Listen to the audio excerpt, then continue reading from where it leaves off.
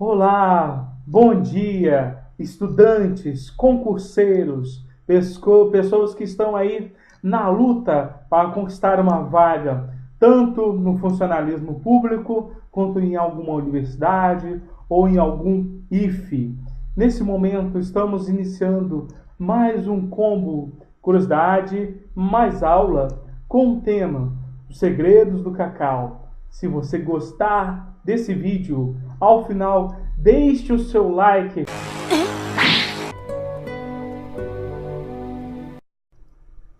A primeira coisa que eu gostaria de compartilhar com você, que já acompanha o nosso canal há um tempo, é por que eu tive a inspiração de trazer o tema Os Segredos do Cacau.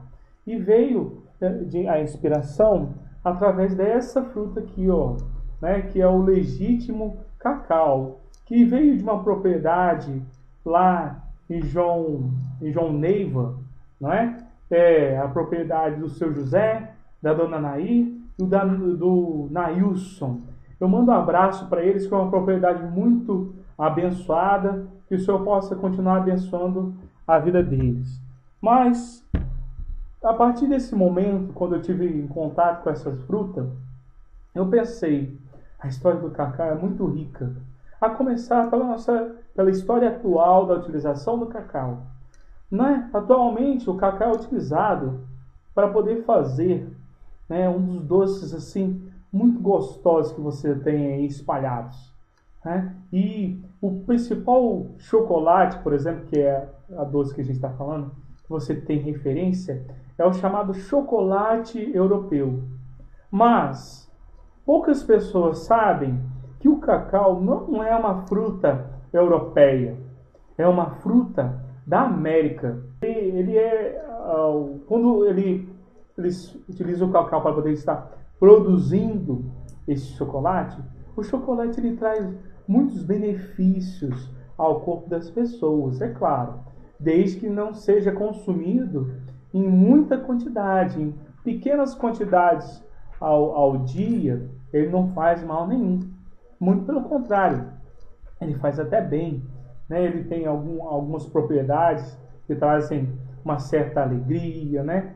Aumentam, de certa forma, aumenta a disposição do nosso corpo. Né? E por isso que o chocolate é muito apreciado. Né? Só que restringir a história do chocolate é só isso é muito pouco. Na verdade, a história do cacau tem relatos a partir da utilização das sementes do cacau pelas tribos ameríndias ou tribos da América, chamadas de Incas, Maias e Astecas. Essas tribos utilizavam muito o cacau como moeda de troca. É claro que outros tipos de produtos estavam relacionados a essas trocas, não só frutas, mas também animais, como roupas, como panos, né? Então, esse cacau era utilizado muito. E aí, historicamente, nós temos um relato bem contundente em relação a isso, pela cidade asteca de Tenochtitlan.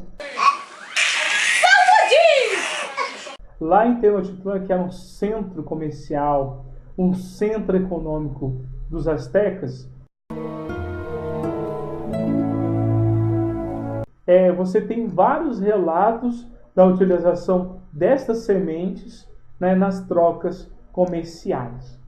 Além disso, mas de certa forma, em um relato particular em relação ao cacau, nós temos que o cacau ele era utilizado nos rituais religiosos desses povos, né? Principalmente perto da cidade de Tenochtitlan, você tem aí relatos de que os sacerdotes responsáveis pela parte religiosa utilizavam essa semente de cacau triturada, misturada com água, e fazia-se uma bebida de certa forma amarga, mas que era colocada em taças que eram oferecidas aos deuses, né? Existe também um relato que logo quando Hernán Cortés e os espanhóis chegaram aqui na América, principalmente na América Central, eles foram recebidos exatamente pelos ameríndios com taças de ouro com essa bebida dentro. Essa bebida era chamada na época de chocolate. Não tinha nada a ver com a forma de escrita atualmente da palavra chocolate. Mas a gente pode entender que era o protótipo dessa bebida tão famosa, desse doce tão famoso que a gente falou logo no início. Vamos estar abordando e entendendo sobre a questão das grandes navegações e os projetos de navegação de portugueses e espanhóis. Vamos entender também sobre a chegada dos europeus na América e algumas confusões que ocorreram a partir disso. Vamos também entender que a América recebeu esse nome por causa do navegador chamado de Américo Vespúcio. Vamos desvendar como que os capitães Hernán Cortés e Francisco Pizarro foram importantes para a tomada e a conquista da América. E, finalizando nossa parte de aula, vamos ter conhecimento de algumas partes particulares da história dos povos incas, maias e astecas e algumas heranças e contribuições que nós temos atualmente a partir dessas mesmas tribos. Comentando um pouco sobre os projetos de navegação de portugueses e espanhóis, nós temos que entender que a Europa está vivendo exatamente no final do século XV a sua efervescência em relação às grandes navegações, né? O objetivo das nações europeias não é mais ficar concentrado na Europa, não. Elas buscam novos mercados consumidores, elas buscam uma rota alternativa para se chegar até as Índias, né? As Índias orientais, né? Então, o que acontece? Primeiro, os portugueses se lançam nessa navegação, desenvolvendo o chamado périplo africano ou contorno da África para poder chegar em Calicut, que faz parte da chamada Índia Oriental. E depois, os espanhóis vão desenvolver também o seu projeto de navegação, que, ao contrário dos portugueses que contornaram a África, eles vão buscar realizar a circunnavegação do globo. Então, Cristóvão Colombo parte em 1492 da Espanha e chega aqui nesse novo território, que é o continente americano, exatamente nesse mesmo ano de 1492. Só que apenas muito tempo depois, muitos anos depois, basicamente em 1501, é que se vai descobrir que não se tratava de um território asiático. Na verdade, se tratava de um novo continente, se tratava de um novo mundo. E é exatamente assim que vai ser conhecido será conhecida a América durante muito tempo, como as terras do novo mundo, não é? E também a América vai ser conhecida como as Índias Ocidentais. Então, nós começamos a entender algumas confusões que ocorreram logo no início. Primeiro, Cristóvão Colombo, quando chegou aqui na América, já achou que tinha chegado nas Índias. Alguns nomes serão dados de forma confusa por causa disso. Não vamos abordar esses nomes mais confusos agora, porque isso vai ser parte da nossa próxima videoaula, quando a gente vai comentar sobre o nome dos índios. Mas avançando, nós temos que perceber o seguinte: o navegante chamado de Américo Vespúcio que será responsável por entender que aqui na América não se tratava de mais uma parte do território asiático. Na verdade, se tratava de um novo mundo, de um novo território. Por isso que a América será chamada de América. né? Devido a esse entendimento, essa descoberta do Américo Vespuccio. Temos também que entender que 2 capitães foram fundamentais para poder tomar conta e posse da América, que serão Hernán Cortés e Francisco Pizarro. O Hernán Cortés ele vai estar dominando a parte da chamada América Central, né? Ele vai chegar nas chamadas ilhas, ele vai ficar concentrado a princípio nas ilhas do Caribe e depois vai avançar para o continente, e ele vai dar o início dessa exploração exatamente no atual México, né? E aí, nesse lugar onde no México existia a chamada tribo ameríndia dos astecas, já que os maias já tinham sido subjugados por esses mesmos astecas, né? E esses astecas eles vão entregar algumas coisas de mão beijada para esse Hernán Cortés. Logo de cara, esse Hernán Cortés será recepcionado como um deus. Nossa, que coisa esquisita. É verdade. A tribo asteca estava esperando o retorno de uma divindade chamada Quetzalcoatl. O quê?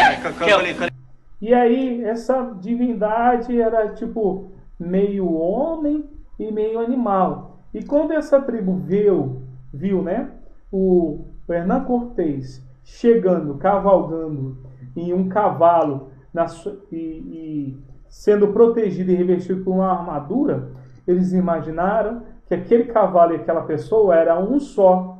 E eles imaginaram que seria essa divindade chamada Quetzalcoatl.